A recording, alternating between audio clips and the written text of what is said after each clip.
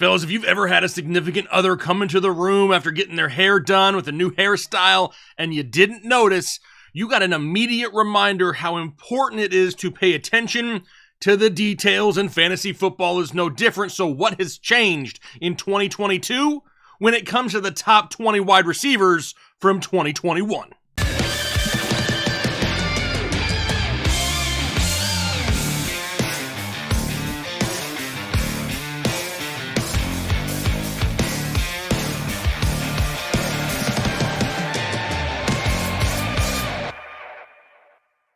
What is going on, Headliner Nation? Jake, Fantasy Headliners. Hopefully everybody's doing well out there today. We're talking about what has changed from last year's top 20 wide receivers and how do we kind of see them here in 2022. We'll even throw in an eggplant meter to show how excited we are in this episode. Before we get into that top 20, though, I got to announce some giveaway winners, right? We did a giveaway in July for two things. One, a signed throwback Aaron Jones helmet to anybody who pre-ordered their draft guide or ordered it in the month of July. The winner of that helmet, none other than Rob Rodenparker right here. Congratulations, Rob. Make sure you reach out to me at info@thefantasyheadliners.com so I can get you hooked up. And then secondly, we had a signed on-field authentic two-tone Adam Thielen signed helmet as a giveaway for someone who signed up for Prize Picks in the month of July. And the winner of that is none other than maybe one of the coolest names I've ever seen,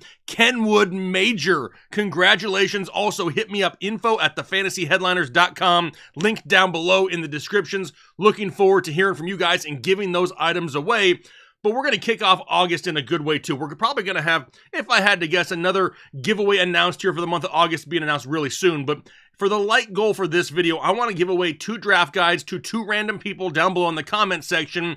If we can get 1,800 likes on this video right here, so smash that like button, leave a comment down below if you're interested in a draft guide. And here we go, talking about last year's top 20 wide receivers. And right off the bat, you see half PPR scoring. We always do half PPR, so it doesn't matter if you play full PPR or standard. We're going to be right there in the middle, pretty close to whatever your scoring format is. I included week 18. I didn't want to include week 18. Nobody, and I mean nobody, should be playing fantasy football in week 18. However, technically, that's the full season. Here's the top 20 wide receivers and how they finished. No surprise at the top. We knew that Cooper Kupp was going to be there. He was a must-have for us last year.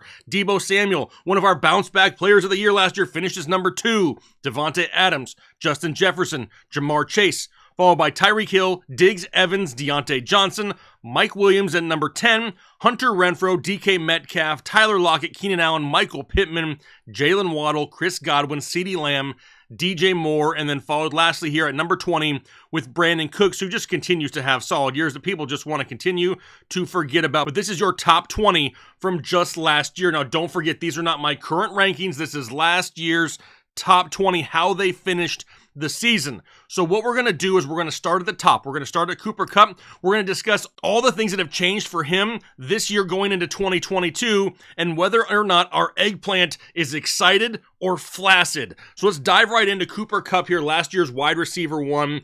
The Rams didn't re-sign Odell Beckham. However, if you're watching training camp videos, Sean McVay said something the other day that was kind of intriguing. He even said, hey, maybe at some time we'll bring back Odell. OBJ, I know you're out there listening somewhere. So that's something to pay attention to in the future. Could you imagine if we had Cooper Kupp, Allen Robinson, Odell Beckham, and Van Jefferson? Now, one thing really to pay attention to here is Van Jefferson is having some knee issues. And if that's the case, maybe we even bump up the stock even more of Allen Robinson and Cooper Kupp because OBJ isn't ready to go yet. Anyway, we know Robert Woods no longer in town. They signed Allen Robinson. They lost their offensive coordinator, Kevin O'Connell, who is now the head coach of the Minnesota Vikings, but don't be confused. This is a Sean McVay offense anyway. Their new offensive coordinator going to be Liam Cohen, who spent some time with the Rams, went to Kentucky for a year, back with the Rams, but don't expect too much to change. As far as the outlook this year, I'm super pumped. Again, if you watch how they run this offense in LA and how much it runs through Cooper Kupp and his ability to pass block,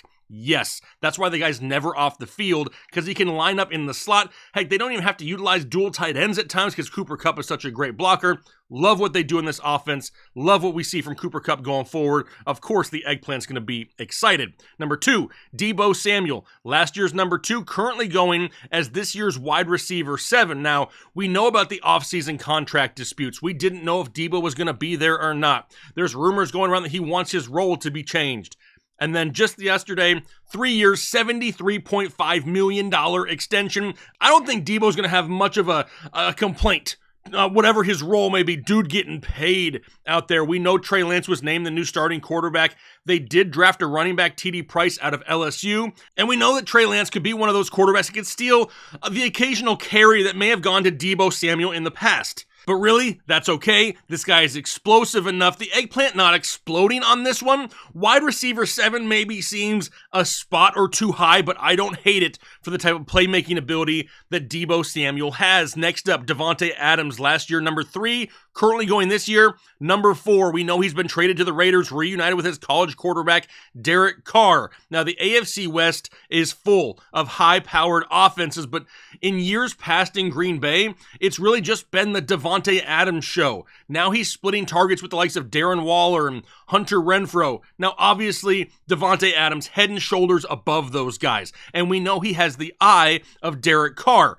Just one of those things to pay attention to, that there may be a red zone look now and again that just doesn't go Davante Adams' way, but don't worry, the targets will be aplenty, and the Eggplant is excited. Next up, last year's wide receiver 4, Justin Jefferson, this year's wide receiver 2. Now, we know they have the new head coach. We just mentioned it in Kevin O'Connell coming over from the Rams. It's going to be a new up-tempo style offense, and do not be surprised at all if Justin Jefferson has the quote-unquote Cooper Kupp role in this offense and we see him in the slot a lot more. Why do I say that? For similar reasons that I mentioned with Kupp.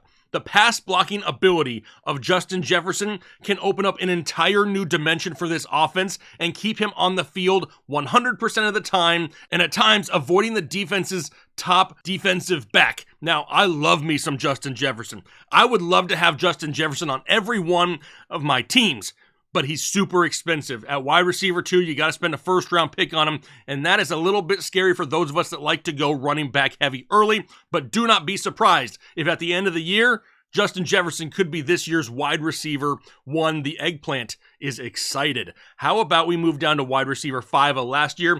Arguably one of my favorite players in the NFL to watch play the game, Ja'Marr Chase. And honestly, very few changes here. Some huge upgrades on the offensive line. What does that have to do with Ja'Marr Chase's game? Well, it's going to give more time in the pocket for Joe Burrow, who we know isn't there in training camp right now, but he should be good to go by the start of the season after having his appendix removed. Love Ja'Marr Chase. Love this overall offense. The Eggplant still in the red. You're starting to notice that the Eggplant's going to stay red a lot because there are a ton of wide receivers that a lot of people are excited about this year. One name that a lot of people really aren't excited about, but maybe they should be. How about last year's wide receiver 6, Tyreek Hill? We know he was traded to the Miami Dolphins. He's going from Patrick Mahomes to Tua Tagovailoa. He does have a new head coach in Miami as well, and Mike McDaniel came over from San Francisco. And we know he's splitting targets with Jalen Waddle, Cedric Wilson, and Mike Gesicki, and not to mention Chase Edmonds and Raheem Mostert in the backfield as well.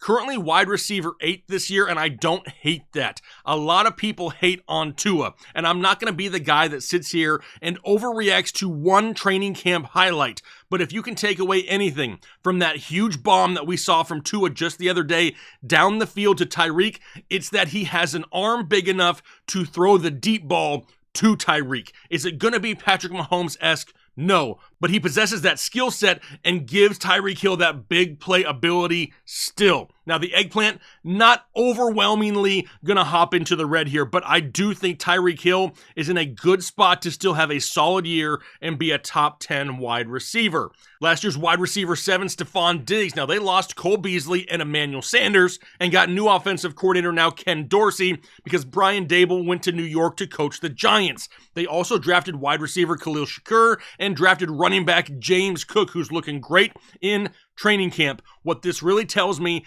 is Gabe Davis is going to have an opportunity at targets. We know they also added Jamison Crowder, but Stephon Diggs is the alpha in this offense and going to see 140 plus targets once again. Last year's wide receiver 7, this year's current wide receiver 5, and I don't hate it, the eggplant back in the red. Which takes us down to last year's wide receiver 8, Mike Evans of the Tampa Bay Buccaneers. And everybody, shield your eyes. The eggplant meter has exploded, and some of you may be wondering as to why. Well, a lot has changed in Tampa Bay. He's currently this year's wide receiver 9, so right in the same ballpark as what he was last year. New head coach Todd Bowles, offense with Tom Brady, really isn't going to change a whole lot, though. They lost wide receiver Antonio Brown. They lost tight end Rob Gronkowski. Chris Godwin still recovering from a torn ACL. A lot of people want to say that he's not on the PUP list, and they just automatically assume that he's going to be 100% good to go week 1, and if you're doing that assumption, you're making a mistake because that does not mean that whatsoever. Is it a good sign? Sure. Does it mean he's 100% week 1 and going to get 10 plus targets? No, it does not. They also lost tight end OJ Howard. However, they did sign Julio Jones, Russell Gage, and Kyle Rudolph. But one thing is for certain in this offense, Mike Evans is the number 1 option for Tom Brady. The number 1 option for Tom Brady is really important in fantasy football, not only just due to targets and production, but because of touchdowns, and that's exactly what Mike Evans does every single year, is score touchdowns. The eggplant meter is exploding. Absolutely love it, because even once Chris Godwin comes back, and he is closer to 100%, what defense is going to be able to handle Chris Godwin, Mike Evans, Julio Jones, Russell Gage? There's just going to be too many options. Plus, you still got Leonard Fournette in the backfield. Absolutely stacked offense. Mike Evans going to get a lot of one-on-one coverage, and I love that for his game here this year. Last year's number 9, DeOntay Johnson. The eggplant not overly excited here, but it's not because of DeOntay Johnson, and no Steelers fans, I don't hate your Steelers. It's just because of the question marks at the quarterback position. We know Big Ben, he retired. They signed Mitchell Trubisky, and drafted quarterback Kenny Pickett out of Pitt. They also drafted wide receiver George Pickens. They drafted wide receiver Calvin Austin. Now Juju, he's gone. He's with the Chiefs, but DeOntay Johnson is playing in a contract year. That somewhat excites me in itself, because we know what wide receivers are making right now. We've seen huge deals lately with DK Metcalf and DEEBO Samuel. DeOntay Johnson wants to get paid, but I don't know if the Pittsburgh Steelers are going to pay that type of money for DeOntay Johnson, so he's going to have to ball out. The problem is, what are the quality of targets he's going to receive from the quarterbacks he has, and how consistent are those targets going to be? That's why the eggplant meter kind of right there about half staff. It's kind of like somebody's just shaken it a couple times and it's awoken, but it's not fully awake, if you know what I mean. Last year's wide receiver 10, Mike Williams. Now, he's currently wide receiver 19. And that excites the eggplant right there. We know about the improvements in the AFC West, and he just signed a 3-year, $60 million contract. Being that he's somewhat of a value at wide receiver 19 with the wide receiver 10 upside, like I said, I don't mind Mike Williams. The biggest thing with him is somewhat inconsistency. What we've seen from Tyler Lockett maybe in years past. He'll score 30 points a week for like 2 or 3 weeks, and then he scores you 4 and absolutely kills you. But the big games lead you to victory. Last year's wide receiver 11, Hunter Renfrow.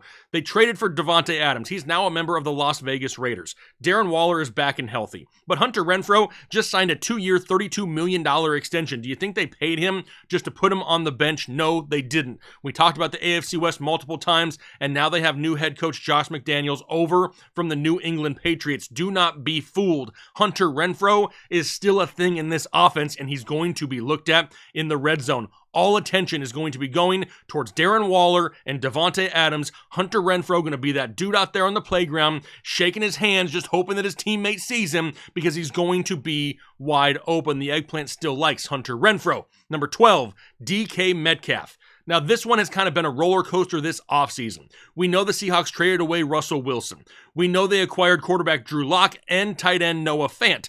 But lately here, all this wide receiver money is crazy. DK Metcalf signed a 3-year, $72 million extension, which is definitely needed because dude was going to walk at the end of the year had he not gotten paid. They also drafted running back Kenneth Walker there in the draft, but DK Metcalf to me gained a lot of value after being signed. The last thing I wanted was kind of an Allen Robinson situation. A player unhappy with what he's making, a player that has produced in the past, has bad quarterback play, and being set up to fail on a contract year. It wouldn't have surprised me if DK Metcalf come out and really not gone 110%. Now that dude getting paid, DK Metcalf is the type of guy that's going to come out and put it all on the line. That's why the Eggplant's still excited after the signing. Not as excited for his teammate, wide receiver 13, Tyler Lockett last year, but currently wide receiver 38. And that's really the reason why the Eggplant's full yellow right now, because it's awake. It's not really excited, but it's awake because we know no Russell Wilson again. But what is Drew Lock going to be able to do in this offense? We know at times we've seen him hit the big play guy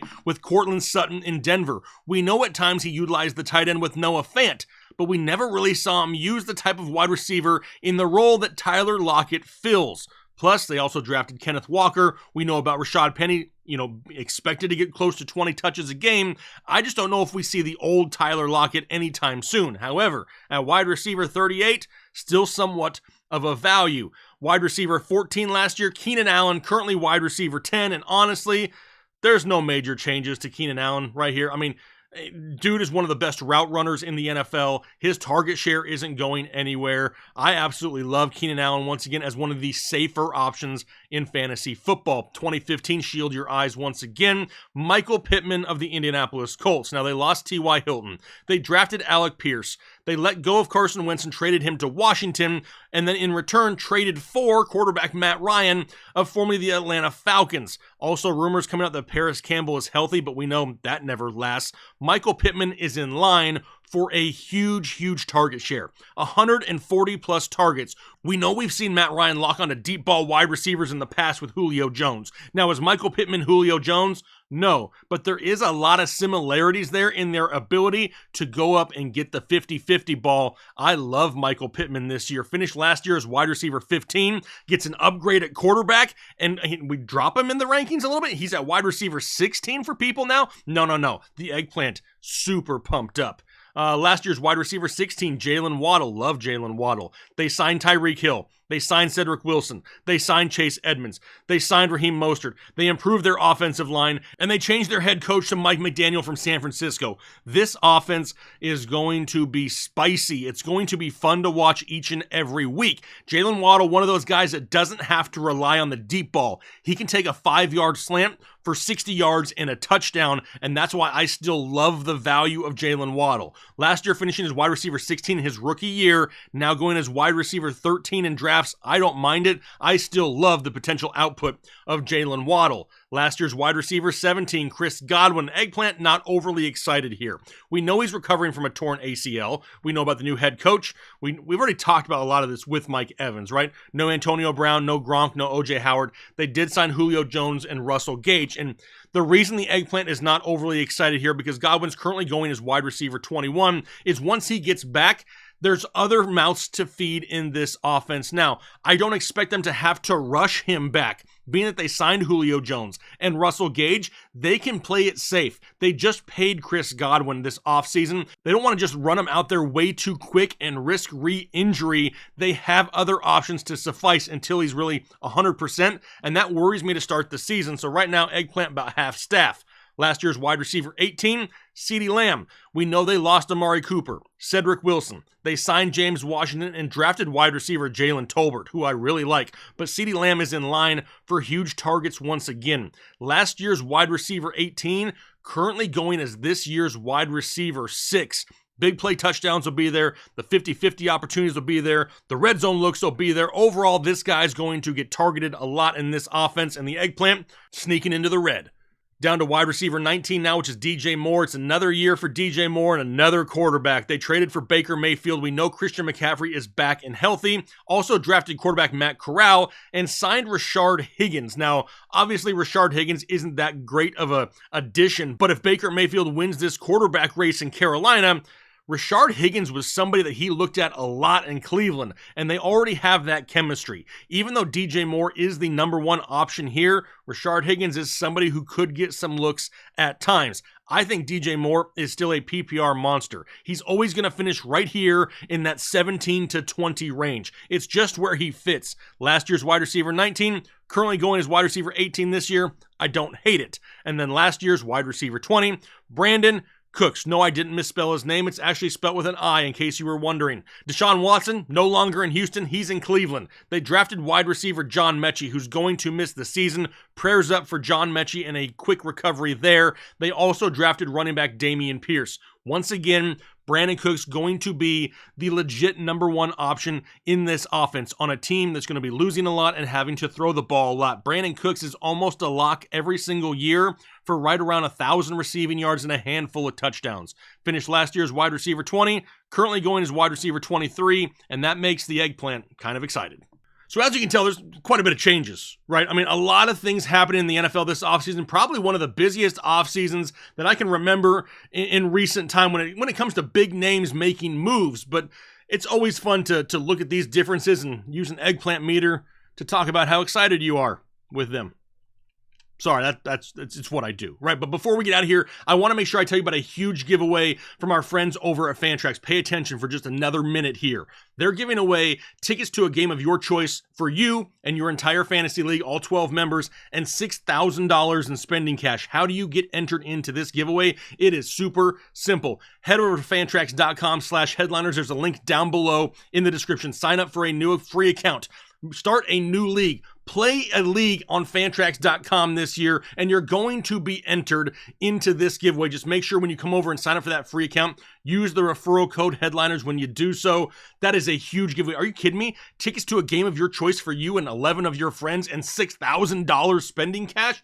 Get in on that now. Head over to Fantrax.com. Make sure you start up a new league or move over an existing league. That's something you can do as well. It's totally customizable. You can do anything you want to in Fantrax. Having a lot of fun over there here this offseason. Looking forward to doing that, and can't wait for a member of Headliner Nation to hopefully walk away with that prize. So make sure you use that promo code and get signed up now. But I'm going to head out of here for the day. Hopefully you guys enjoyed the video. If you did, hit that like button. You got a like goal to hit so we can give away some draft guides. But hopefully you guys have a great rest of your day as well and a great week. We'll talk to you later.